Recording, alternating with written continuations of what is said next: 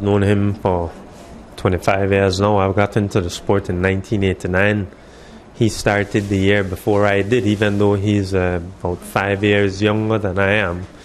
He started in 88 with a very good friend of mine, Roque Matos, and I've known him ever since. He's always been very jovial, always playing around, always, even in the biggest of races, he would be, giving jokes and making fun, even when he was serious and know he wants to win a race. But only good memories come to mind when I think about Ernest Main. In 1997, when he won his cross country, he came to me 3 o'clock in the morning. He said, "Andrew, my bike is giving trouble. It's with its wheel." I said, "Bring it, Jamin, no problem. I'll take care of it." And he went on to win the cross country.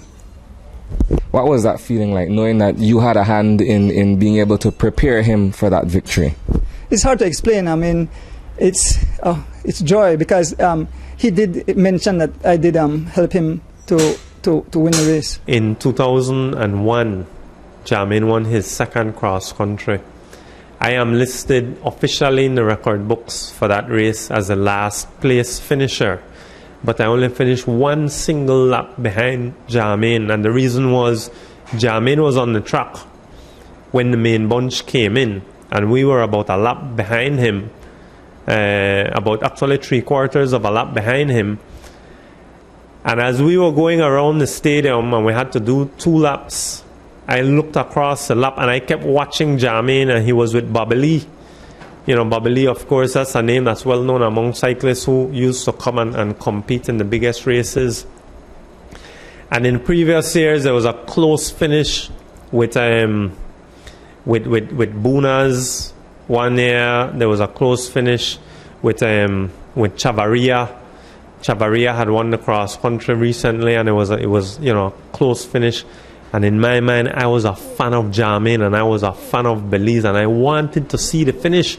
So when the bunch got to the finish line, I actually, although I'm still in the bunch just 3/4 of a lap from first place and still in position for a top 10, I pulled my brake, got off my bicycle and stood up right at the finish line to see the sprint. I wanted to get a bird's eye view of the sprint in case it would be a close finish, and I wanted to make sure nobody going to thief Jamin in this race if it's close. Of course, it turned out not to be close. Jamin won the sprint easily. It was after he had won 1997 with the Belize cycling team. Of course, my eyes were on Jamin way before that. Everybody knew of Jamin. But it was after that that I courted him, and from then until now, he was a Santino's rider, and only for Santino since then. I believe Jamin is the best talent that ever came out of Belize, bar none.